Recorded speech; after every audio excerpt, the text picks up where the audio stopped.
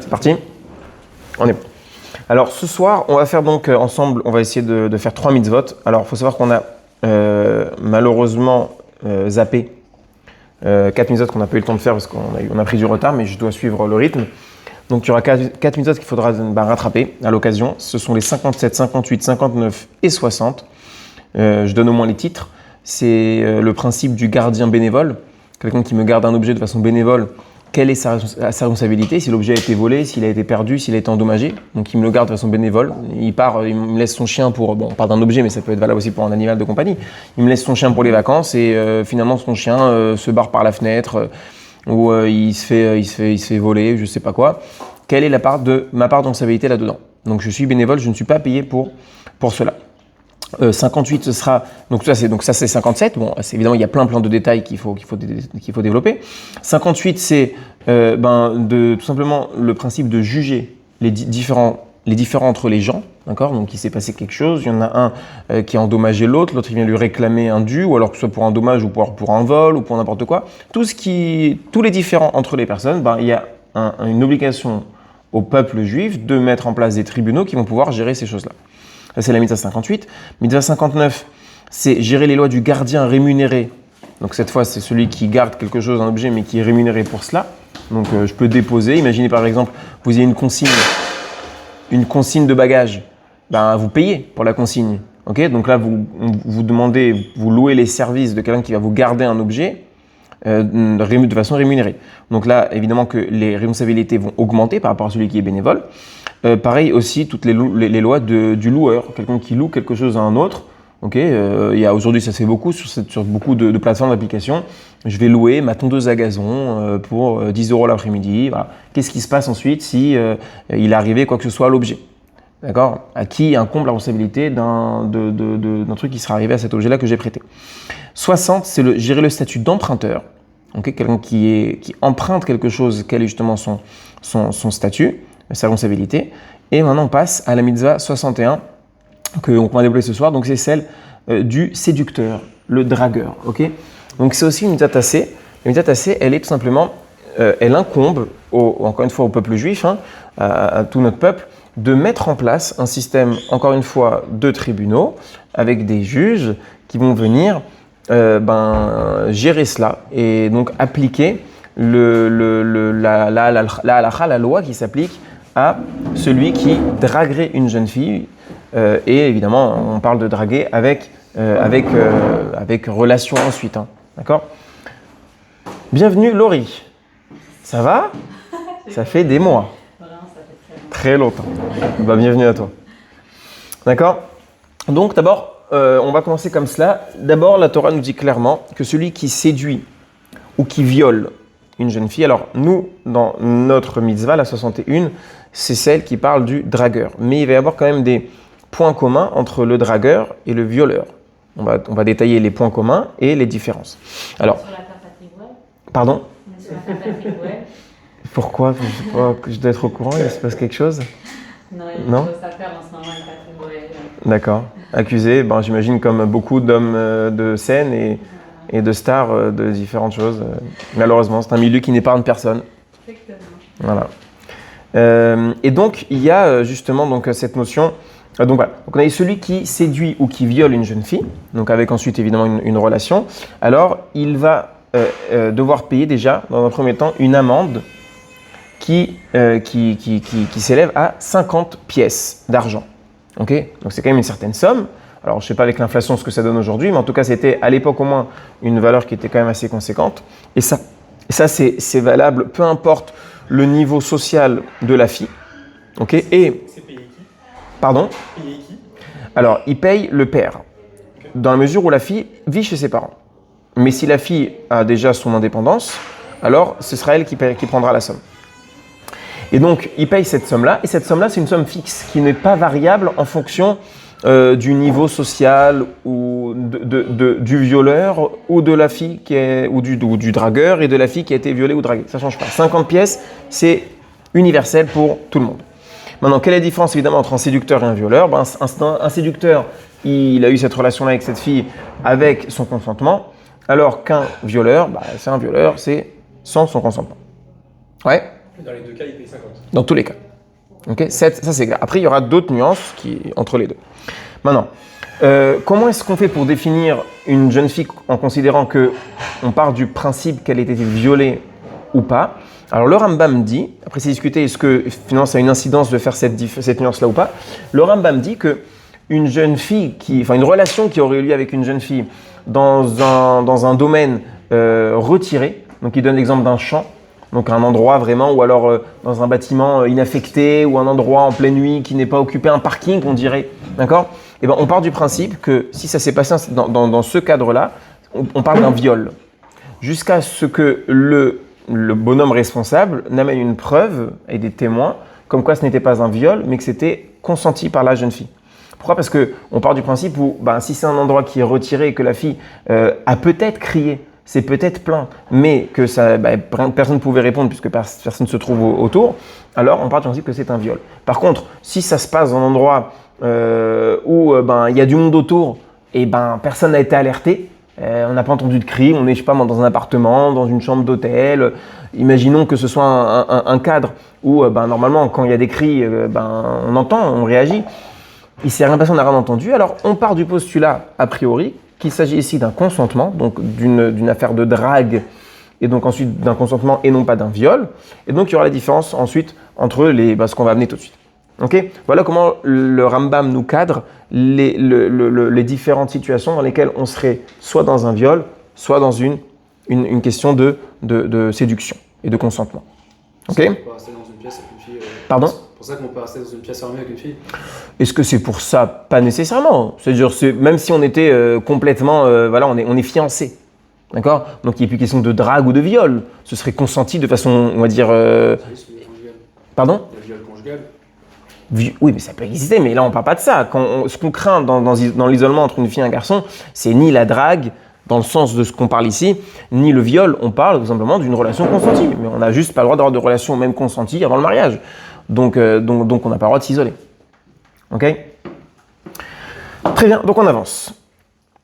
Alors, on a parlé des 50 pièces. Les 50 pièces, ça c'est la somme universelle. Peu importe, on a dit le niveau social de la personne. Maintenant, il y a plus que cela. Il va y avoir encore trois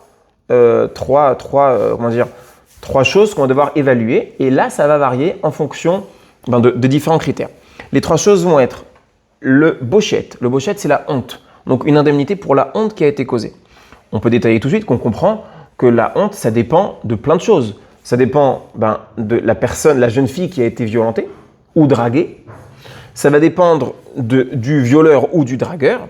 Parce que s'imagine bien que si on parle d'une jeune fille, d'une famille très limitée, on va dire, en termes de rang social, et d'un gars en face qui, par contre, lui, est quelqu'un d'important, l'archouma, elle est peut-être moindre que si c'était un indigent, le bonhomme, un type vraiment radé pâquerette, qui est parti violenter une fille d'une famille noble.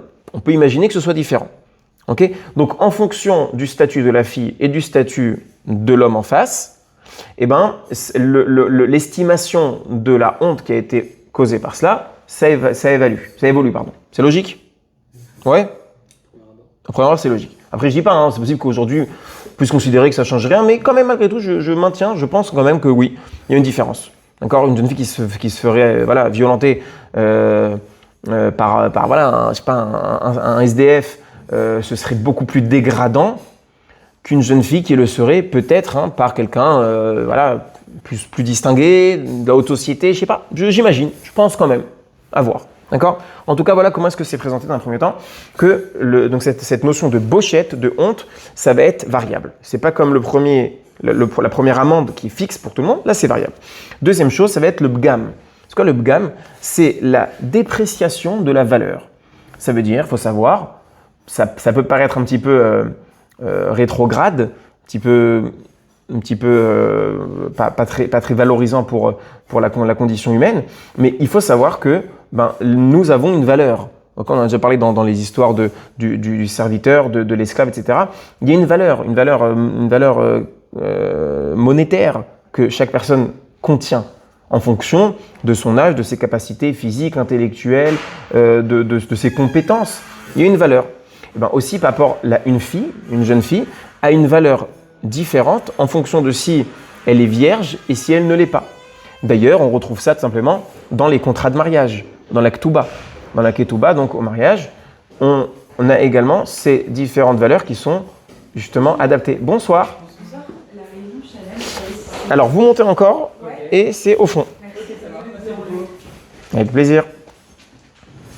Donc, il va y avoir justement dans la ketouba, la valeur qui est mise dans la ketouba va dépendre de si la jeune fille est vierge ou pas. Parce qu'une fille qui est vierge, mais d'abord, ça c'est dans le cadre de la Torah, mais finalement, c'est encore présent de façon très très claire en dehors du judaïsme. On sait bien que dans certains endroits, malheureusement, il y a des traites d'êtres humains, et ce qui compte beaucoup, c'est les jeunes filles vierges.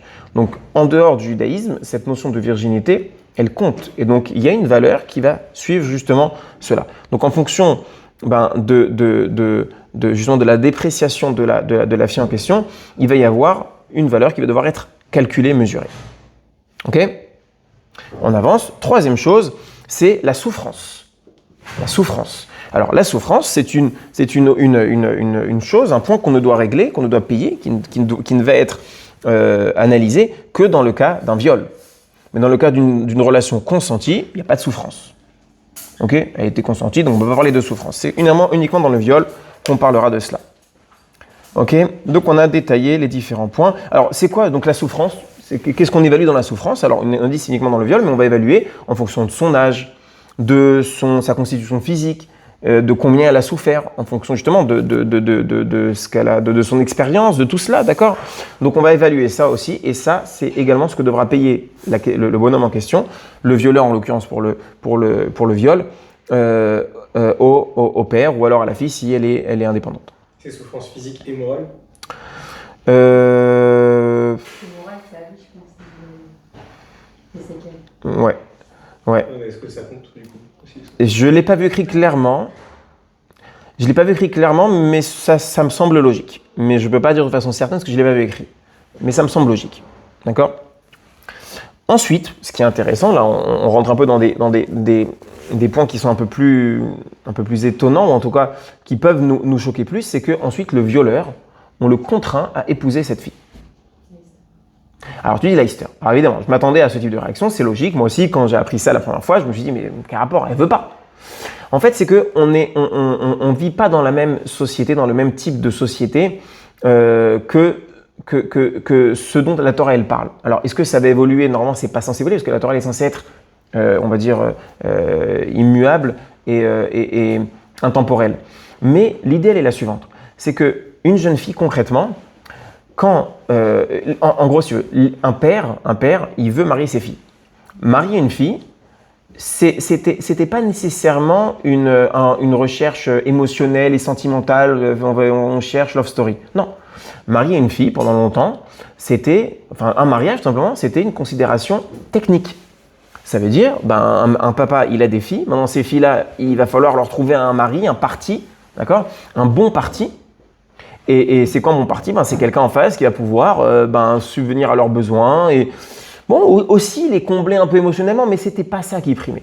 Aujourd'hui, on va dire peut-être beaucoup avec l'essor de tout ce qui est l'audiovisuel et les films, machin, on a beaucoup plus mis l'accent sur le côté émotionnel et sentimental que ce que c'était le cas à l'époque. Ça ne veut pas dire qu'à l'époque, il n'y avait pas de sentiments. Ça ne veut pas dire qu'à l'époque, c'était sec et c'était froid et qu'il n'y avait pas d'investissement affectif dans un couple. Mais c'était quand même différent de ce que c'est aujourd'hui. Bonsoir Rava, bienvenue. Bonsoir. Tu es presque pas en retard. Ethan. Alors là, notre ami Ethan passe à la postérité dans notre cher cours. Et je me lève. Ça va ? Comment tu vas ? Hachem ? Très plaisir, très très plaisir. Voilà. Et voilà, on se revoit juste après. Au Rabba. Et donc, on disait oui, effectivement. Donc, je comprends ce qui te dérange, Laurie, évidemment, c'est légitime. Mais quand on sait qu'une fille qui a été violentée, maintenant, son père, concrètement, aura énormément de mal à lui trouver un parti. C'est une réalité. C'est une réalité. Tu peux dire, oui, mais la pauvre, elle n'a rien fait. Ok, il n'y a pas de problème, elle n'a rien fait. Mais c'est une réalité. Ouais, tu comprends ce que je veux dire ? Ça te parle plus ? Oui. Alors, du coup, on va forcer le violeur. Maintenant, évidemment que si la fille, ne veut pas, d'accord, bah, évidemment qu'on ne peut pas la forcer elle, mais on force le violeur. Si la fille accepte. Donc, tu comprends, il faut s'imaginer qu'il y a des situations où une jeune fille s'est faite violer et malgré tout, tu lui dis ben, est-ce que tu te maries avec lui? Elle va dire oui. Comment elle va dire oui? Pourtant, c'est elle qui accepte. Pourquoi? Parce qu'elle connaît la réalité qui est que ben, si ce n'est pas avec lui, elle risque de rester vieille fille toute sa vie. Et elle ne veut pas. Parce que l'époque, ça fonctionnait comme ça. Tu comprends? Maintenant, aussi quand on parle de viol, on a l'impression ici que on parle vraiment le viol, je sais pas moi, dans une cage d'ascenseur, dans un parking à 3h du matin, on s'imagine le viol par excellence. Mais un viol, c'est pas nécessairement ça. Un viol, on sait très bien ce que c'est un viol. Un viol, ça peut commencer par, au départ, on va dire une relation affective consentie. Et ensuite, ben, ça va un peu plus loin, un peu plus loin, jusqu'à que ben, l'homme veuille aller jusqu'au bout. Et la fille là, elle émet un peu de retenue, mais en même temps, elle n'a pas envie de brusquer le garçon. Donc, elle lui dit les choses, mais pas de façon très très claire. Finalement, c'est un viol. Donc, faut pas. Et donc, dans une situation pareille, imagine-toi que cette jeune fille, potentiellement, elle avait une relation avec ce bonhomme-là consentie. Elle l'aimait. Il y avait une affinité entre eux. Sauf qu'à un moment donné, il a craqué. Et il a fait quelque chose qu'il n'aurait pas dû faire, qui s'appelle un viol. Maintenant, tu lui demandes à cette fille, tu veux te marier avec lui ou... C'est-à-dire qu'il va annoncer qu'elle a été violée. Il n'y a pas besoin de l'annoncer particulièrement en public, c'est une réalité maintenant. Cette jeune fille, elle va venir se plaindre. Elle va dire, voilà, elle va se plaindre d'un viol. Alors, qu'est-ce qu'on fait maintenant?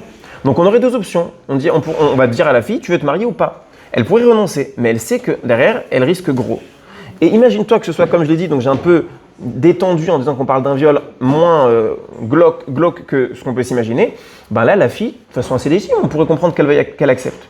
Ouais, très bien. Donc, une fois qu'on a compris ça, on dit que le mari donc doit, le violeur, donc pas le mari, non, le violeur doit l'épouser, il est forcé à l'épouser si elle accepte. Et chidouche de la Torah ici, donc nouveauté, quelque chose, une spécificité ici qu'on ne retrouve nulle part ailleurs, c'est que le mari ici, il n'a pas le droit de divorcer de cette femme. Le divorce fait partie de la Torah, dans le cadre d'un mariage normal, mais dans ce cas de figure, le mari n'a pas le droit de divorcer de sa femme.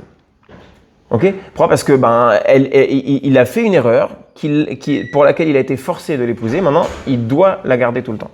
Alors vous allez me dire, oui, mais si elle n'est pas heureuse, oui, mais si elle n'est pas heureuse, elle a le droit de partir. Elle a le droit de demander, elle, le divorce. Mais lui, de son propre chef, n'a pas le droit. Ok? Ça, c'est encore appliqué aujourd'hui? C'est une bonne question. C'est une bonne question. Alors, l'amende sur cela, on va la faire payer. Ouais. Est-ce qu'on le force? J'ai pas vu écrit clairement. Je vais pas dire de bêtises. Pour l'amende, on va voir que oui. Alors, peut-être je le dis tout de suite. À un moment, il y a un principe que tout ce qui est considéré comme une amende dans la Torah, une amende, c'est quand ce n'est pas une valeur qu'on va analyser, qui va varier en fonction des situations. C'est fixe. Dans la Torah, on appelle ça un knas. En l'occurrence, on a parlé des 50 pièces. 50 pièces, on dit que c'est indépendamment de tous les critères. Donc, c'est ce qu'on appelle une amende, un knas précis. Et bien, cela, normalement, d'après le din de la Torah, ça ne peut être appliqué qu'à l'époque où il y a un Sanhédrin, un tribunal en Israël, avec des dayanim, des juges qui ont été ce qu'on appelle la smira, donc la validation de maître à élève et en remontant jusqu'à Moshe Rabbeinu. Chose qui n'existe plus aujourd'hui. Donc normalement, aujourd'hui, tout ce type de dédommagement qu'on appelle des knas, des knasot, normalement ne peuvent pas être réclamés. C'est la réalité pour cela aussi. Sauf que il y a des exceptions. Pour celui-ci, par exemple, pour justement ne pas risquer de tomber dans une société où les hommes se sentent complètement libres de faire ce qu'ils veulent, puisque finalement ils savent qu'il n'y a pas de risque derrière, en tout cas de risque d'amende. Alors, à cause de cela, ce qu'on va faire, c'est qu'on va imposer au bonhomme de payer cette somme qui est demandée, et s'il ne le fait pas, on le met en nidouille. En nidouille, on l'a déjà dit, c'est une excommunion. C'est quoi l'excommunion? Ça veut dire qu'il est en dehors de la communauté. On commence à s'exprimer de façon très concrète. On a déjà dit que ça se fait encore aujourd'hui. J'ai vu des affiches placardées dans différentes communautés de personnes qui ont été mises en nidouille. Alors, le cas le plus classique dans lequel on met en nidouille, c'est les maris qui refusent de donner le get, l'acte de divorce à leur femme. Okay? Et donc, ils se sauvent. Et donc la femme, elle est prisonnière de ce mari-là, elle ne peut pas aller se remarier. Eux, ils se sauvent, on n'arrive pas à les attraper. Et quand on les convoque au tribunal, ils ne viennent pas. Donc quand c'est en Israël, c'est beaucoup plus facile parce que le tribunal rabbinique a la possibilité d'envoyer la police, d'accord, pour aller les attraper. Mais quand on est en dehors d'Israël, évidemment qu'on n'a pas de moyens de pression à ce niveau-là. Donc on met la personne en nidouille. Ça veut dire quoi, le mettre en nidouille? C'est qu'on n'a plus le droit de le saluer, on n'a plus le droit de lui parler au bonhomme. On a évidemment qu'il ne monte plus à la Torah, il ne s'associe plus au minyan, on le compte plus dans le minyan, c'est comme un non-juif. On n'a pas le droit de se trouver danser dans un périmètre de 2 mètres, de 4 coudées autour de lui.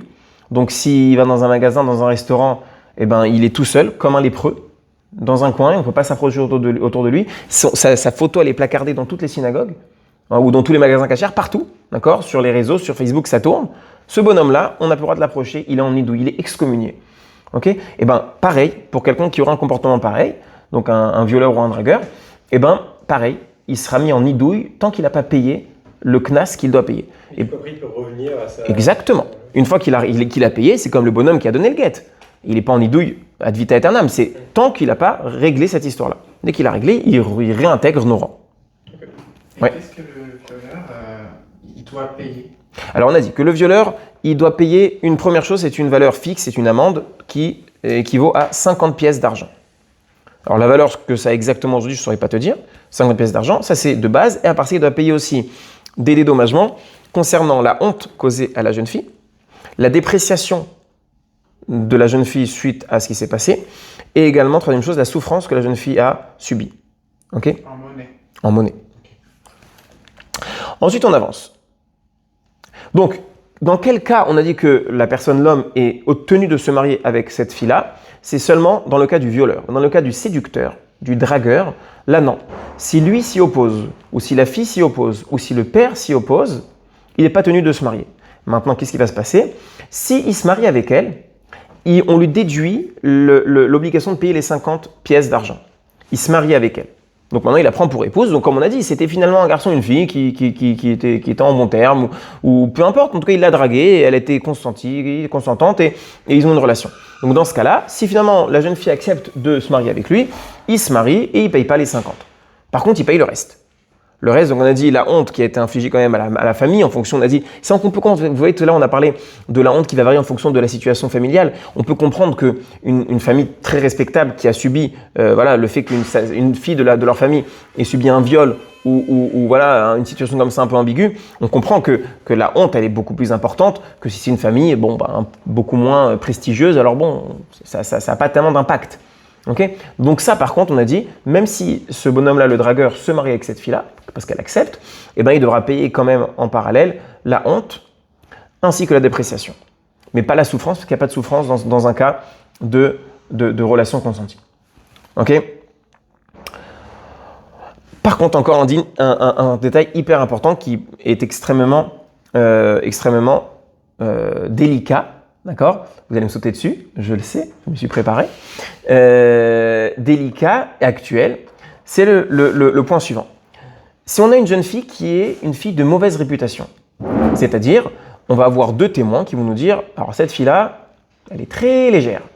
Elle-même, elle est déjà venue plusieurs fois nous inviter à différentes organisations ou différents événements pas très catholiques. Ok? Donc, en gros, voilà, on prouve bien, on a un témoignage clair, comme quoi cette personne-là, elle a un niveau moral très limité. Ok? Maintenant, cette fille-là, elle vient et dit « Ouais, mais il m'a violé, ouais, mais il m'a dragué. » Eh bien, dans une situation pareille, il n'y a pas de règlement d'amende. Parce que cette fille-là, elle n'est pas légitime dans sa demande. Alors, je sais, je vois tes grands yeux, d'accord? Évidemment que c'est très délicat parce qu'aujourd'hui, quand on a c'est une rhétorique assez classique de gens qui disent aux femmes qui vont se balader dehors dans les transports en commun, quasiment nues, hein, quand il fait 35 degrés, il ne reste plus beaucoup de tissu sur les personnes extérieures. Et après, il y a cette façon de dire, alors là, qu'est-ce qu'elle veut? Elle provoque et qu'est-ce qu'elle nous vend ensuite si il se passe des choses? Alors, évidemment que dit comme ça, c'est pas entendable, mais il faut quand même voir aussi dans l'autre sens qu'une jeune fille ne peut pas venir totalement légitimement se soulever contre, alors pas le viol, on va dire, dans l'état, on a dit les glauques, où là, il la chope, machin. Ça, j'en parle pas de ce point-là. Mais dans une situation un petit peu plus délicate, plus fine, où finalement, oui, il s'est passé des choses un petit peu progressives et finalement, ça en est arrivé là.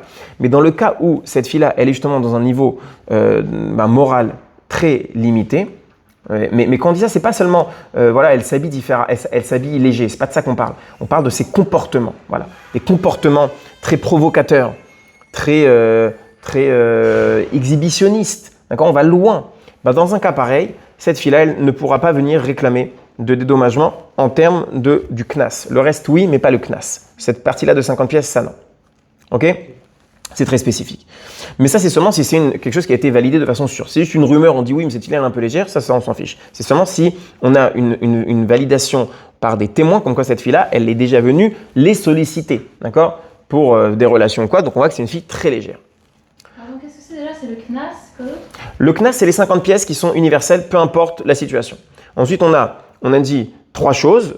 L'un, c'est que pour le violeur, c'est la souffrance, parce que dans l'autre, il n'y a pas eu de souffrance. Et les deux autres, c'est la honte et la dépréciation. Ok ? Maintenant, on avance. Imaginons qu'on ait une fille qui vienne accuser comment dire, elle accuse, il y a un mot qui m'échappe, elle vient poursuivre, d'accord, un homme en disant qu'elle a été violée ou séduite, et lui il répond non, il n'y a jamais rien eu. Il n'y a jamais rien eu. C'est pas vrai. Elle va dire voilà, on était il y a 2 mois dans tel endroit et tu m'as violée ou alors tu m'as séduite. Elle dit non, pas du tout. Lui, il dit, je sais pas de quoi tu parles, on s'est jamais vu, ou alors on s'est déjà vu, mais il s'est jamais rien passé. On a parlé, on était dans la voiture, on a discuté, et ça s'est arrêté là. Elle l'accuse, ce qui est malheureusement aussi fréquent, ce qui arrive, d'accord ? Eh ben, qu'est-ce qui se passe ? Qu'est-ce qui se passe ? Alors aujourd'hui, comment ça se passe aujourd'hui dans la loi française ? Présomption d'innocence ? Ouais ? Il faut des preuves. Faut des preuves. Des témoins, des preuves. Ouais, c'est comme ça que ça marche. Il y a pas un petit peu quand même un parti pris pour les femmes ? Non ? C'est vraiment, tant qu'il n'y a rien, il n'y a rien ? C'est Non, compliqué. direct. Non, mais imagine qu'elle soit pas partie déposer plainte. Je sais pas, imaginons, voilà, une jeune fille, elle débarque à 2h du matin au poste en disant, voilà, il m'a agressé. Maintenant, mais imaginons qu'il n'y ait pas de preuve, qu'est-ce qu'on fait ? On peut accuser la personne, on peut... Là, en ce moment, il y a avec Patrick Dourel, en ce moment, il est en garde à vue. Après, je sais pas s'il y a des preuves. Pour Par ça, ils exemple. peuvent déposer plainte, mais c'est tout ce qu'ils peuvent Il y faire. a des preuves. D'accord. Et du coup, Tant qu'il n'y a pas de preuve, on ne peut pas aller plus loin. Présomption d'innocence, elle fonctionne toujours. Ok. peut-être s'il y a plusieurs plaintes, peut-être que là, si ça a du poids. Ouais, mais ça ne change pas. Plusieurs plaintes, il garde sa présomption d'innocence. Après, c'est sûr que ça devient un peu plus délicat, mais il est encore innocent. Alors, d'après la Torah, dans un cas pareil, il y a ce qu'on appelle une joie. C'est un serment. Alors, aujourd'hui, le serment, il peut faire sourire. Parce qu'on va dire, un bonhomme, c'est un violeur, il en a affaire de jurer. Ouais, aujourd'hui, ça fait sourire, parce qu'aujourd'hui, malheureusement, on est dans une génération où la parole, elle a été complètement, bafouée. Ouais. Mais il fut un temps, et la parole, en fait, c'est aussi l'honneur. Hein, parce que quand on jure, c'est notre honneur qu'on met en jeu. D'ailleurs, c'est intéressant que même encore aujourd'hui, il y a des situations des fois, j'ai perdu mon français ce soir, administratives, on nous demande de signer des engagements sur l'honneur. Ça existe encore aujourd'hui. Alors, je ne sais pas combien de temps ça va encore durer. Hein. Peut-être que d'ici quelques années, ça n'existera plus parce qu'ils se rendront sûrement compte qu'en fait, plus personne n'a de souci à tester sur l'honneur de quoi que ce soit. Okay, parce que malheureusement, cette notion d'honneur, elle est largement bafouée, autant que le principe de la parole, de l'engagement, du serment. Okay, mais il fut un temps où ça avait une vraie valeur, un vrai poids. Et donc, en l'occurrence, là, dans une situation pareille, où la fille accuse et le mari, et l'homme ne reconnaît pas, alors on va devoir le faire jurer. Maintenant, il y a 2 types de serments, et il y aura un serment dans le cas où il nie totalement, et un autre serment dans le cas où il nie le viol, mais il reconnaît la drague. Et donc, c'est un niveau inférieur. Donc, lui, il dit, et elle l'accuse, imagine qu'elle l'accuse de viol, il lui dit, non, mais pas du tout, tu charries ou quoi ? Tu étais complètement consentante. D'accord ? Ce qui arrive encore, évidemment, tout le temps aujourd'hui, peut-être tous les jours. Ok ? Dans un cas pareil aussi, il y aura un serment. Là, ce sera un serment de la Torah. Le premier, c'est un serment des sages. Là, c'est un serment de la Torah. La nuance, je vous la donne comme ça, c'est que dans le premier cas, il réfute de but en blanc. Et quand il réfute de but en blanc, la Torah ne peut pas l'obliger à jurer. parce que lui dit c'est un passé, c'est un passé. Les Chachamim vont le forcer à jurer. Dans le deuxième cas, vu qu'il reconnaît partiellement, là c'est la Torah qui l'oblige. C'est quoi ici la finesse là-dedans? C'est qu'une personne qu'on accuse, quand il est responsable, il a du mal à nier totalement. Alors, pour contourner un petit peu ça, parce qu'il est pas suffisamment, on va dire, impétueux pour nier totalement, alors il reconnaît partiellement. Dès qu'on entend des aveux partiels, on se dit, ah, en fait, il y a peut-être quelque chose de vrai. Alors là, on fait jurer d'après la Torah. Voilà la nuance entre le serment de la Torah et le serment des sages. Ok? Ça, c'est un point supplémentaire. Donc, comme on l'a dit, que de nos jours, il y a le principe du nidouille. Alors, j'ai trouvé aussi un point intéressant, je peux vous ramener aussi, j'ai écouté ça en préparant ce cours. Il y a un autre sujet, je vous dis tout à l'heure qu'il y avait 2 exceptions, enfin il y en a peut-être plus, mais en tout cas, je vous en ramène 2, où on voit qu'on paye un knas, justement. Un knas, donc c'est une amende, une forme d'amende, justement, que les tribunaux peuvent faire payer encore aujourd'hui. C'est concernant les shiduchim. Le shidur. C'est quoi le shidur? C'est dans le cas où 2 parties se sont mis d'accord pour un mariage. Okay, et finalement, l'un des deux décide de mettre un terme au shidur. Donc on parle après l'acceptation, après la validation. Pour les Ashkenazim, ils cassent l'assiette. D'accord, il y a quelque chose de particulier, une sorte de fête de fiançailles plus ou moins officielle. Si finalement, l'un des deux décide de mettre fin au shidur, il a un knas. Il doit payer. Il doit payer. À tel point, et pourquoi il doit payer? Parce qu'en fait, quand il stoppe un shidur comme ça, ça fait jaser. Parce que les gens ils disent, mais qu'est-ce qui se passe? Donc on va entendre, c'est le garçon qui a arrêté le shidur. Qu'est-ce qui se passe? Ah, cette fille-là, maintenant, sur le marché, entre guillemets, des shidurim, c'est fini. Elle est passée, elle a descendu énormément. Quand et quand? Pardon? Le shidur, c'est entre quelle période et quelle période? Shidur, c'est quand il y a eu des rencontres qui ont été organisées et ensuite Jusqu'au mariage? Oui, bien sûr. C'est ça la période du shidur? Ouais, jusqu'au mariage. Donc, à tel point que, justement, dans certains milieux, en l'occurrence les milieux chassidiques, pour moi, j'y arrive pas encore à l'accepter. Hein. Mais a priori, il nous manque, on va dire, peut-être le contexte ou alors l'ambiance chez eux. Mais dans les milieux chassidiques, dans le cas où un shidur doit être cassé, on ne casse pas le shidur, on se marie, on divorce. Ouais. Ouais. Moi, je ne comprends pas. Pour moi, ça me semble pire. Mais non, ils disent comme ça. Il y a une logique. Vous pouvez peut-être l'accepter ou pas, moi en tout cas, elle me parle un petit peu, même si ce n'est pas suffisant, elle me parle un petit peu. C'est que comme j'ai commencé à vous le dire, quand on est dans le cadre d'un shidur, quand on casse, donc le mari, le garçon dit, on entend que la famille du garçon a cassé le shidur, a arrêté le shidur, alors on se dit, ah, ils ont découvert un truc sur la fille. Maintenant, ils ne l'ont pas dit, mais il se passe un truc. Il y a un truc pas net qui s'est dévoilé avant le mariage. Donc la fille, là maintenant, elle est plus ou moins blacklistée. Jusqu'à se remarier, elle va galérer. Alors que quand c'est après un mariage, ils se sont pas entendus. Ouais, mais bon. J'entends le mais bon, mais est-ce que tu comprends aussi un peu quand même? Mais ça peut être pire sur le fait qu'à un mariage, la personne elle s'est mariée et c'était encore pire pendant le mariage du coup. Oui, mais là on peut dire que la responsabilité, elle n'incombe pas à l'un des deux spécifiquement.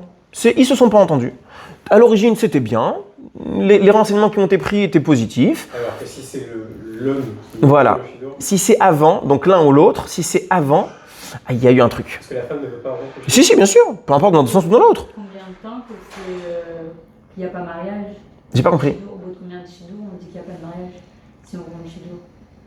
J'ai pas compris la question, excuse-moi. S'il y a plusieurs rencontres, Ouais. 1, 2, 3, 4. Ah, tant qu'ils se sont pas mis d'accord, tant qu'ils n'ont pas validé, ils n'ont pas conclu, ils ont dit maintenant, parce qu'il faut savoir, c'est que dans ces milieux-là, c'est très cadré. Oui, mais non, mais ça change pas le nombre, ça peut être 10, ça peut être 20, ça peut être 3, ça change rien. Mais il faut savoir qu'il y a un shtar, il y a un contrat qui est signé. Nous, chez nous, ça n'existe pas. Chez les Sfaradim, ça n'existe pas. Mais dans les milieux ashkénazes et aussi et surtout chassidiques, au moment où on se décide maintenant de s'engager, quand ils décident de s'engager de façon officielle, donc après je te dis, peu importe le nombre de guichottes, d'accord, que ce soit 2, 3, 4 rencontres ou 10 rencontres, ça ne change pas. On signe, on s'engage. Maintenant, voilà, on décide, on va aller se marier. Okay, quand on casse ça, cet accord-là qui a été scellé entre nous, et bien là, il se passe quelque chose de problématique. C'est comme des fiançailles, quoi. Si tu veux, mais c'est dans le milieu des shidurim, ça a un impact puissant à tel point que quand on casse, que ce soit la fille qui casse ou le garçon qui casse, peu importe, et ben donc l'autre est dans une situation très délicate pour retrouver un shidur. Alors ceux qui cassent, il y a un knas. il y a une amende. Alors, combien elle s'élève, je ne saurais pas te dire, mais elle existe, cette amende-là. Et à tel point, je te dis que dans certains milieux, en l'occurrence racidiques, ils préfèrent se marier, divorcer, plutôt que casser un chidour. Ça peut paraître bizarre. Alors, j'imagine que quand ils font ce mariage-là, ils vont pas le faire en grande pompe et mettre des folies. Et... Évidemment, on va faire un truc léger, mais on se marie, on casse, on divorce, et comme ça, au moins après, elle repart. Alors, c'est une divorcée, mais une divorcée qui n'a pas un casier judiciaire, un casier, je sais pas comment on va appeler ça, rempli. D'accord ? Il reste. Juste pour protéger l'honneur de l'un et de l'autre. Exactement. Pour ne pas les blacklister sur le marché. Donc, je dis, c'est vrai que quand on entend comme ça de prime abord, ça choque, c'est bizarre. Mais moi, j'ai appris, avec ces choses-là et de façon générale, à essayer d'être un petit peu plus ouvert d'esprit, de me dire que ma réalité à moi, ce n'est pas la réalité universelle. Il existe des systèmes qui fonctionnent différemment d'une autre et que même si ça ne nous semble pas logique et idéal, mais ça fonctionne comme ça et ça a toujours fonctionné comme ça. Ces systèmes-là, ils ont fonctionné comme ça pendant des siècles et ils marchent bien et ça donne des systèmes équilibrés avec des familles équilibrées, des enfants équilibrés. Bon, donc c'est que ça marche. C'est pas le nôtre, mais ça marche. Pour les Cohen aussi. Ah non, bonne remarque, très bonne remarque. Très bonne remarque, oui, évidemment. Là, ce sera plus délicat, bien sûr. Tu as raison. Ok. Alors, on y va. J'ai peut-être manqué le passage, mais je comprends pas c'est quoi l'intérêt à qu'on se dise une fille est vierge. C'est quoi l'intérêt ? Oui, C'est quoi ce quoi ? Dans le sens, il y a encore plus de valeur. Alors, comme on disait tout à l'heure, tu as été sorti à ce moment-là pour chercher l'équipe de façon très, très gentille pour tout le monde. Merci beaucoup. C'était Tra qui m'a appelé, j'en profite. Merci beaucoup. Et alors, on disait que c'est une réalité qui était très forte à l'époque, mais qui l'est encore aujourd'hui. Malheureusement, on sait qu'encore aujourd'hui, il existe des systèmes évidemment très problématiques dans lesquels on fait de la traite de jeunes filles. Et la virginité, elle a un coût certain. Oui, pourquoi elle a un coût ? C'est ça que je comprends. Pourquoi ? Ça me semble logique quand même. Ça me paraît pas logique. Non, du tout. Non. Il y a la notion d'exclusivité. Je sais pas, alors je vais être un petit peu cru, mais quand tu achètes un objet neuf ou un objet d'occasion, ça n'a pas la même valeur. Une voiture, dès qu'elle est partie sur le marché de l'occasion, elle a perdu 30% de sa valeur. Pourtant, elle peut être en parfait état, mais non, elle n'est pas neuve. Alors, c'est un peu cru, la comparaison, elle s'arrête là. Mais quand même. Non ? Alors, il faut savoir aussi quand même que, alors peut-être pour un petit peu nuancer, un petit peu atténuer la difficulté, il y a la Gemara qui dit que,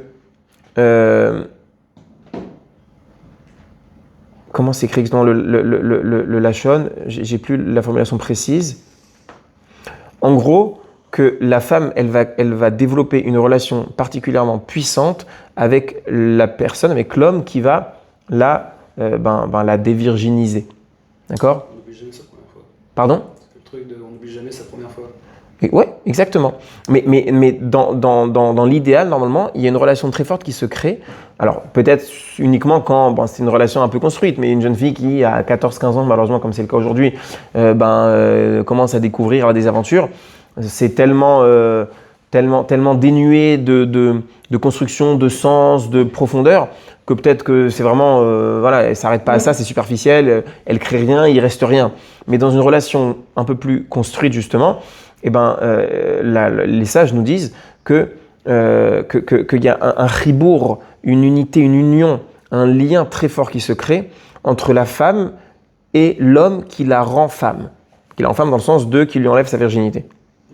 Et donc, quelque part, oui, cette jeune fille-là, elle perd de sa valeur parce que finalement, le mari qui voudra se marier avec elle plus tard, il sait que sa femme, il y aura un manquement, si tu veux, dans le relationnel qu'il aura avec sa femme. Parce qu'il aurait pu avoir quelque chose de beaucoup plus fort si c'était lui qui était le premier. Maintenant que ce n'est pas le cas, il y aura un manquement. Est-ce que c'est parce que sa femme, elle va commencer à comparer lui et un autre ? Pas nécessairement. Mais concrètement, cette relation très puissante qu'il aurait pu y avoir s'il avait été le premier, il ne l'aura pas. Donc cette fille-là, elle perd de sa valeur. Mais qu'est-ce que c'est ça ? Qu'est-ce que c'est cette valeur ? Comment ça s'évalue ? Oui. Il y a des moyens d'évaluer, en pensant dans le détail, c'est un peu technique, mais il y a des moyens d'évaluer. Mais qu'est-ce que c'est cette valeur ? C'est une valeur morale ? Non, marchande. Non, marchande. Une valeur financière, La jeune fille a un coût différent. Alors comment est-ce qu'on évalue ? C'est un autre point, si on en parle après. Ok? Alors venons, on avance. Bon, on va pas pouvoir tout faire évidemment parce qu'il est déjà tard. On peut faire l'essentiel converti. Ouais? Ah, venons, on avance alors. Alors, peut-être, comme j'ai évidemment tout écrit, mais pour vous le dire avec mes mots, ça me prend plus de temps. Alors, peut-être au moins je vous le lis, comme ça au moins les idées, je vous les transmets. Donc, la Torah, elle sanctionne ici, dans le cas du dragueur, une forme de tromperie fondamentale, faire croire à l'amour ou à l'engagement pour obtenir ce que l'on veut, puis disparaître. Pour moi, ça c'est, j'ai pesé mes mots quand je l'écris parce que je trouve que c'est extrêmement actuel. C'est une violation de la confiance, de la dignité, de l'avenir conjugal de la femme dans une société où la virginité revêt une valeur sociale et économique concrète. Et malheureusement, c'est très fréquent où aujourd'hui, beaucoup, on s'en rend compte, les garçons ont un vrai souci pour les jeunes filles qui cherchent à se marier. Je ne vise personne, elles le savent très bien. Les garçons ont un vrai souci d'engagement. Vrai souci d'engagement. C'est très compliqué. Donc, pour quand même aller réussir à obtenir quand même ce qu'ils recherchent, alors ils vont faire appel à toutes sortes de techniques de drague pour faire miroiter à la fille en face un avenir radieux, comme quoi finalement, bon, bah, on va commencer une relation ensemble et on va aller jusqu'au bout, on va se marier, etc. Mais en fait, voilà, c'est une manipulation, plus ou moins à droite ou pas, et qui en fait c'est un abus de pouvoir, un abus de position, un abus de confiance, un abus de tout. Voilà pourquoi le dragueur, il est sévèrement puni par la Torah. On ne peut pas considérer, bon, bah, finalement, il a dragué, mais elle a accepté. Donc, qu'est-ce que tu lui veux? Pourquoi il aurait une amende à payer? Pourquoi il devrait être contraint de se marier? Qu'est-ce que tu lui veux? Non.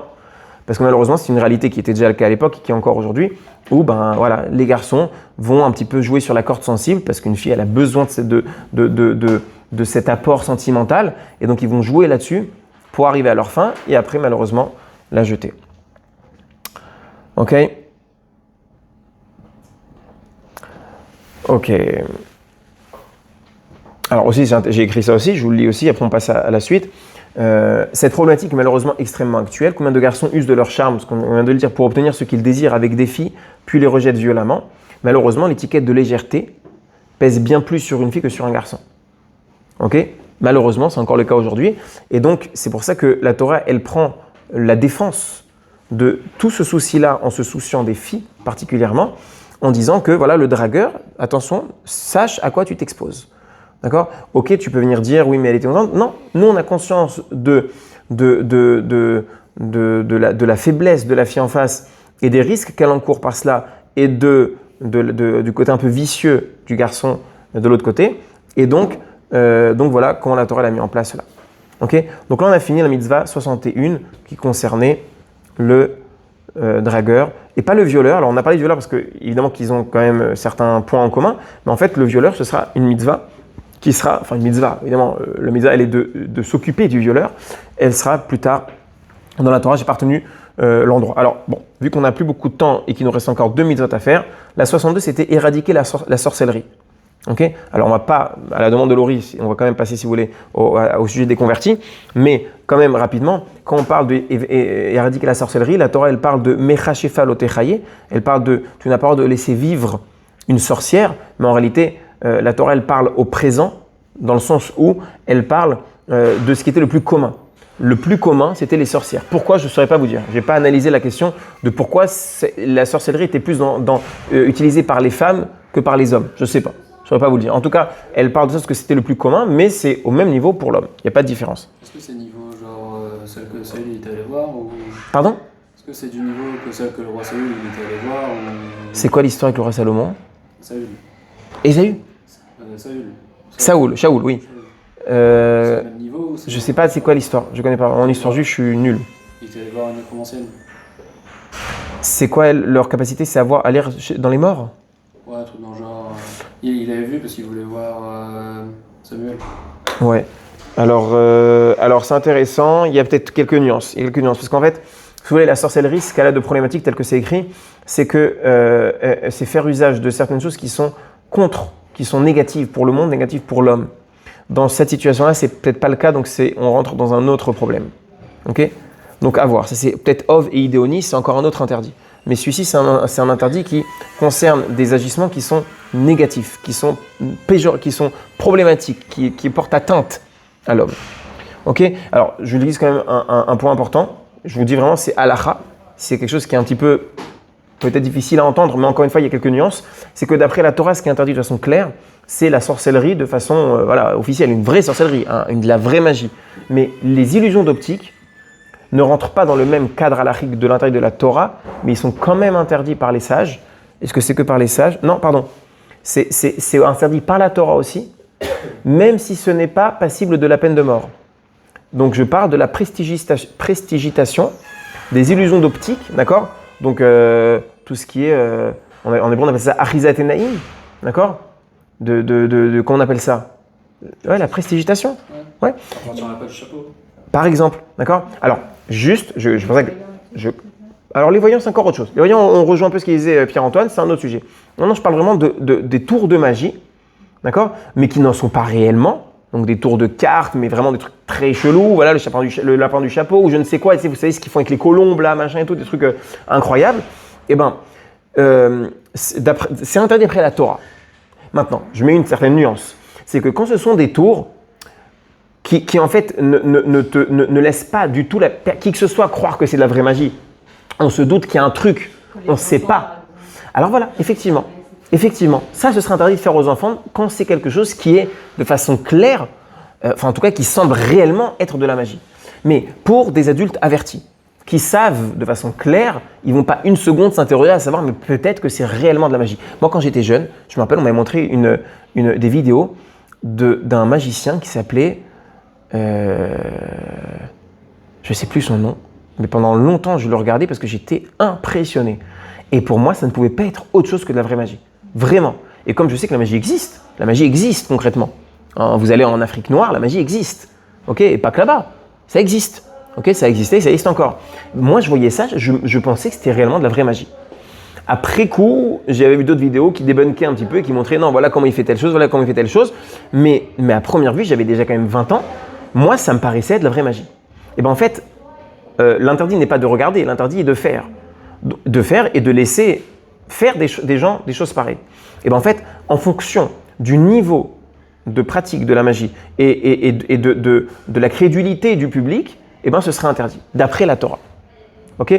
Donc je dis voilà, des petits tours de cartes, de passe-passe, machin et tout, des trucs chelous, des trucs bizarres, la boîte, on coupe et machin, on sait très bien qu'en fait ils sont sortis de l'autre côté. Bon, ça va, on a compris l'idée, ils l'ont fait 2-3 fois, ça y est, on a compris. Ok? À moins que quelqu'un soit vraiment qui débarque d'une île déserte, il n'a jamais vu ça, alors ce serait différent. Mais pour quelqu'un de normal, on a compris. Mais des fois, des choses beaucoup plus raffinées que cela, ça, ce serait un problème. Ok? Dans la mesure où les gens peuvent tomber et croire que c'est de la vraie magie. Ok? Comment on appelle un sorcier en hébreu? Mechachef. Mechachefa, Mechachef. Parce que du coup, pour les nécromanciens, c'était Avot. Voilà, exactement. Ouais, c'est autre chose. Ok, donc je saute toute la partie sur cela, c'était très intéressant, mais voilà, on n'aura pas le temps de tout faire. Alors il nous reste encore quelques minutes, venez, on passe aux mitzvot 63 et 64, c'est ensemble, qui sont de ne pas opprimer le converti. C'est un lot assez, il y en a deux en fait, 63 et 64. 63, c'est ne pas l'opprimer verbalement, 64, c'est de ne pas l'opprimer, que ce soit financièrement ou que ce soit physiquement. Donc on a deux mitzvot, le chinour, celui sur qui on se base, donc sépare les deux, c'est un seul verset, d'accord? Il y a écrit l'otonou, non, j'ai oublié le premier terme, et l'otelachatsu, d'accord? Donc il y a deux termes dans le même verset, et lui il sépare ça en deux. Il y a la pression, ou alors une forme d'oppression morale, et une oppression physique. Les deux sont interdites par la Torah de façon claire. Et il faut savoir aussi que il y a dans la Torah pas moins que 24 occurrences, à 24 reprises, la Torah nous met en garde de ne pas opprimer le converti. 24. Alors, je n'ai pas calculé, est-ce que c'est l'interdit de la Torah qui est le plus de fois mentionné? Je ne sais pas. Le Shabbat, il est aussi mentionné quand même une quantité importante de fois. Et il y a d'autres interdits qui sont aussi mentionnés plusieurs fois, mais il fait certainement partie du top 3. Pas pour rien. D'accord? C'est assez particulier. Alors, donc on a dit les deux différences. Alors, il faut savoir aussi que, qu'est-ce qui se cache derrière ça? Tout simplement, c'est que la Torah, elle vient et elle attend de nous une compassion particulière, elle exprime en fait une compassion particulière pour les faibles et les malheureux. Parce que la semaine prochaine, on parlera également de l'interdit spécifique de ne pas offusquer, opprimer la veuve et l'orphelin. Okay? Pourquoi? Parce que la Torah, elle se soucie particulièrement de ces minorités, de ces personnes-là qui sont par nature plus faibles, plus comment dire, vulnérables, merci, et plus sensibles aussi. D'accord ? Maintenant, il faut savoir que quand la Torah nous dit tu feras attention à ne pas opprimer le converti, en fait, c'est juste un ajout de plus, parce qu'il y a un interdit global de ne pas opprimer une personne, tout court. D'accord ? Donc là, quand on parle du converti, c'est juste qu'on empile les interdits. Donc, quelque part, quelqu'un qui ferait du mal, qui opprimerait, qui embêterait, qui dérangerait un juif lambda, il transgresse un interdit, alors que quand il fait la même chose sur un converti, il n'en transgresse pas un, mais au moins deux, voire plus, puisque il y a plusieurs fois l'expression de ça dans la Torah. Donc c'est encore plus fort chez eux que sur quelqu'un de normal. Pourquoi ? Normal en guillemets dans le sens de lambda. Okay ? Pourquoi ? Parce que lui, il est plus sensible. Lui, il est plus vulnérable, comme on l'a dit. Ok ? De plus, d'ailleurs, c'est intéressant, c'est le Chinuch aussi qui le dit, la différence qu'il va y avoir, pourquoi on est plus pointilleux sur le converti que l'autre, parce qu'un juif lambda, encore une fois, lui, il peut compter sur le soutien de ses frères. Parce que lui, il a une famille, il a des proches, il a des cousins, il a plein de monde autour de lui, qui naturellement va se opposer. Si on commence à lui chercher des noises, on se lève et on le défend. Alors que ce converti-là, miskin, il est seul. Donc il est encore plus sensible, encore plus vulnérable que quelqu'un d'autre. Donc la Torah, elle prend sa défense plus qu'un autre. On ne peut pas le rappeler aussi qu'ils sont convertis. Ah, très bien, on y arrive. Bravo, tu as raison. Également, quand on parle de l'étranger, en fait, c'est pas valable. Ça aussi, j'ai découvert ça en préparant ce cours. Quand on parle de l'étranger, donc on parle du converti, c'est pas uniquement lui. C'est même un juif qui débarque. Un juif qui débarque dans un nouveau milieu. Il déménage, il vient d'une autre ville ou d'un autre pays, il déménage. Ou alors, ça aussi, ça m'a parlé vraiment, d'une autre école. Et ça, c'est hyper fort pour les enfants. Voilà, c'est le harcèlement scolaire, etc. On voit un enfant qui débarque on ne sait où, et donc il arrive au milieu de l'année, il est différent, pas comme nous. Et donc la Torah, c'est un interdit de la Torah, de ne pas opprimer ce type de personne. Donc un qui débarque dans un milieu où il n'a pas ses aises, il n'est pas habitué, il n'est pas très à l'aise, lui, plus qu'un autre, même si évidemment qu'on n'a pas le droit d'opprimer qui que ce soit, mais lui, c'est encore plus, c'est un interdit en plus que tout le monde. D'accord ? Maintenant, comment est-ce que c'est écrit dans la Torah, justement, l'interdit d'opprimer les convertis ? Comment est-ce que c'est justifié ? C'est écrit « Car vous avez vous-même été des étrangers en terre d'Égypte. » Alors, vous êtes passé par là, vous avez connu, vous savez ce que c'est d'être opprimé en tant qu'étranger. Et vous aussi, vous avez pas le droit de reproduire ça sur d'autres autour de vous. Et le Ramban, Nachmanide, il dit quelque chose de très fort. Ça fait un peu peur comme il le dit. Il dit que de la même manière qu'on a pu constater qu'Hachem il vient au secours des oppressés, donc le peuple juif, quand il était là-bas, les Hébreux, et qu'il décime les oppresseurs, Hachem il peut reproduire ça sur n'importe qui va inverser les rôles et qui va devenir l'oppresseur sur un opprimé. Voilà. Hachem, c'est celui qui vient et qui décime ceux qui oppressent les autres. Donc il faut faire attention. Ne pas vouloir que son enfant épouse un converti, ça rentre dans le cadre. Non, c'est pas une oppression ça. Pas une oppression. Après, c'est un autre débat. Est-ce que c'est justifié ou pas ? C'est un autre débat. Mais c'est pas une oppression. D'accord ? Tu as dit. Est-ce que ne pas vouloir que son enfant épouse un ou converti, ça rentre dans le cadre. Ouais, c'est autre chose. D'accord ? Également, le lien justement avec le Mitzraïm, avec l'Égypte, le Orach Chaim HaKadosh, il dit la chose suivante. Il dit que, pourquoi on fait ce lien entre les deux ? C'est que souvent, les gens qui vont venir un petit peu opprimer des convertis, parce qu'ils vont estimer qu'ils ont un niveau spirituel inférieur au nôtre. Non, on est quand même les enfants des patriarches, Abraham, Yitzhak, Yaakov, Moshe, Aaron. On a une ascendance prestigieuse. Bon, et ce converti-là, il n'y a pas grand-chose, quoi. D'accord ? Eh bien, on vient, le Hachem, il nous dit, la Torah vient te dire, attention, toi, tu étais en Mitzraïm. Quand tu étais en Mitzraïm, niveau moral, tu étais ras des pâquerettes. Tu valais pas un iota. Donc, tu ne te la ramènes pas. Ok ? Parce que venir se la ramener avec mes ancêtres, mes machins, c'est mignon, mais c'est pas légitime. Parce que ça vaut rien, vu que toi-même tu étais fils de, et pourtant voilà où tu es tombé. Okay, donc voilà pourquoi on met ça en parallèle avec Mitzraïm, où justement ça vient complètement casser l'orgueil qu'on pourrait avoir qu'on dit, la condescendance qu'on pourrait avoir du fait d'être les descendants de nos patriarches. Oui. C'est Ruth aussi qui s'est convertie. Aussi. Et c'est pas le Mashiach. Exactement, exactement. David, d'abord, David Améler qui vient d'elle. David Améler, le roi le plus prestigieux que notre peuple ait connu. Et le Mashiach qui va venir aussi de là. Effectivement. D'accord.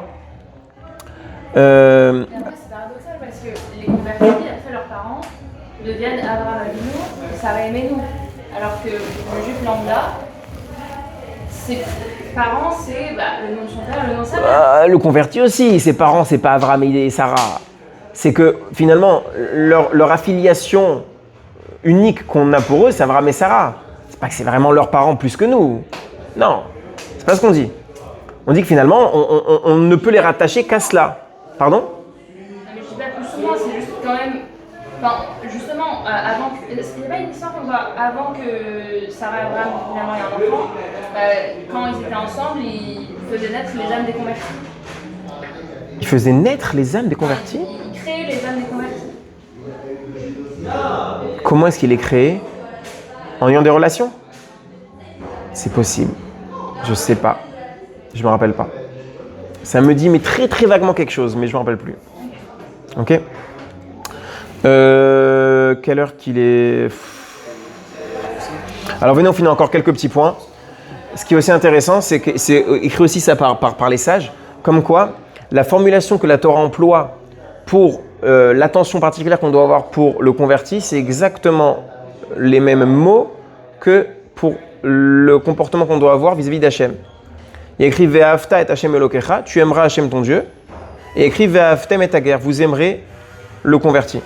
Donc on voit que la Torah, elle n'a pas peur d'employer exactement le même langage concernant les sentiments qu'on doit développer vis-à-vis de Dieu et ceux qu'on doit développer vis-à-vis des convertis. Voilà combien la Torah, elle prête attention justement à cela. Et également, c'est aussi hyper intéressant, un autre point aussi, on voit qu'on est plus attentif aux convertis qu'un juif lambda, c'est que l'interdit d'opprimer un juif, tel qu'elle est écrit dans la Torah, c'est l'otonu ish atamito. Un homme n'opprimera pas son semblable.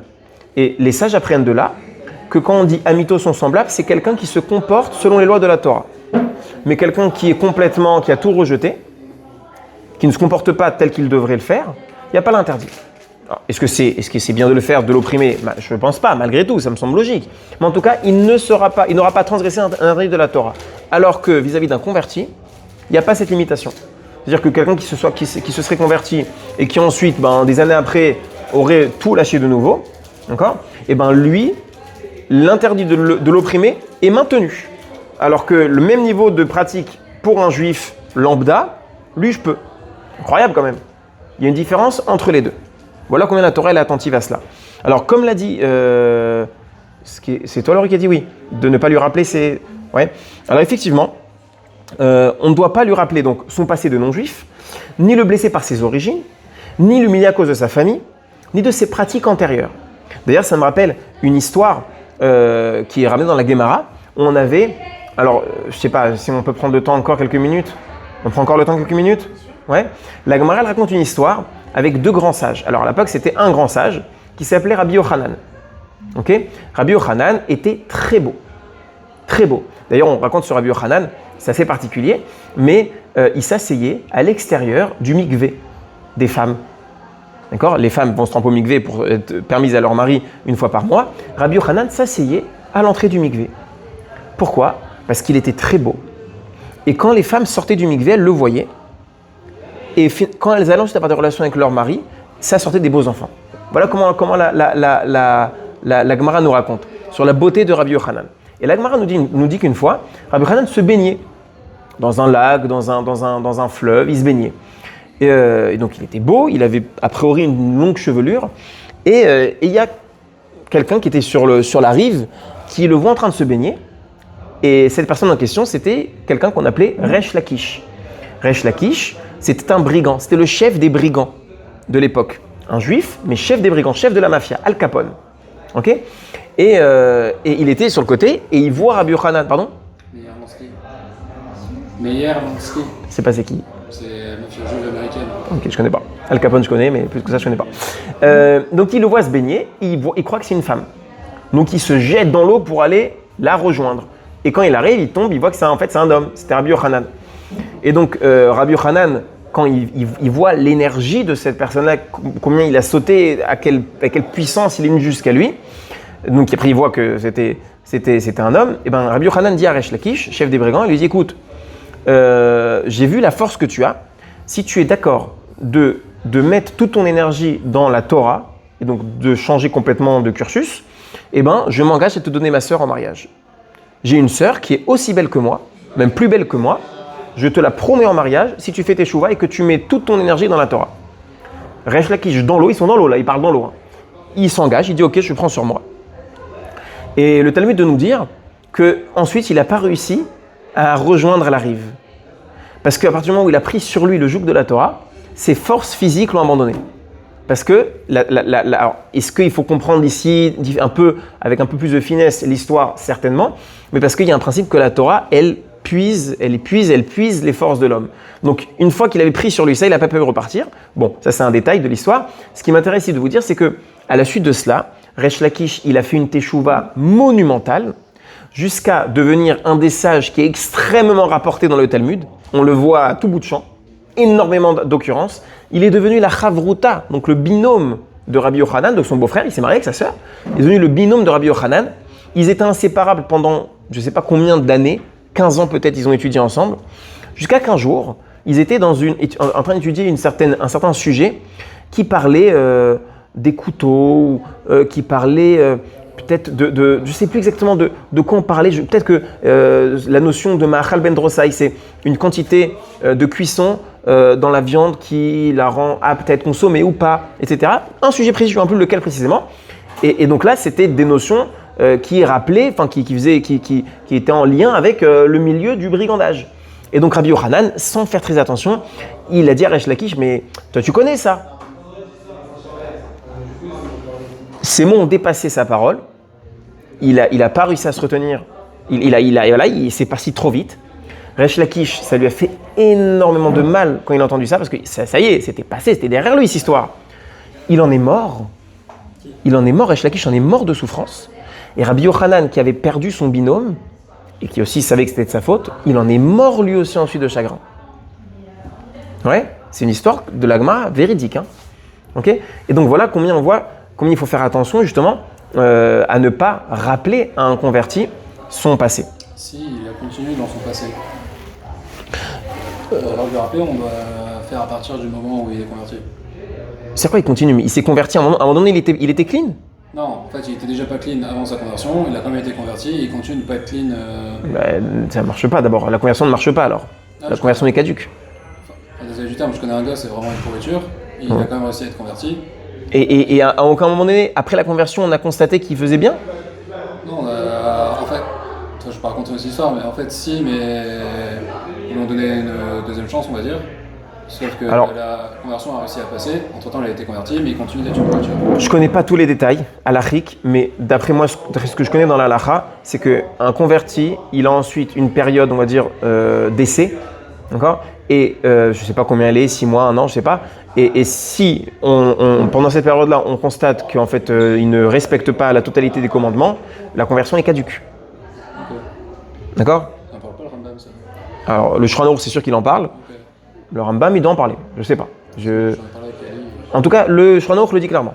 D'accord? Si on a vu qu'il n'a pas maintenu, c'est pas qu'il a tenu et ensuite il a rejeté. C'est qu'il n'a pas du tout tenu. Ok? C'est différent. Ok? Non, du tout. C'est ce que je viens de dire.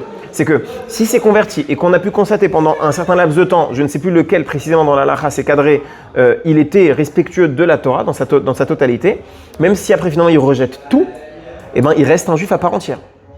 Ok? Et donc après, c'est un juif comme n'importe qui. Ok? Bon voilà messieurs, dames, on va s'arrêter là. Bravo à vous. Alors bon, dis-moi si c'est bon. Ça va pas arrêter? Bah en fait c'est bien parce qu'on va faire notre petit tour. J'ai oublié les bonnes habitudes. Donc voilà nos chers habitués et les moins habitués.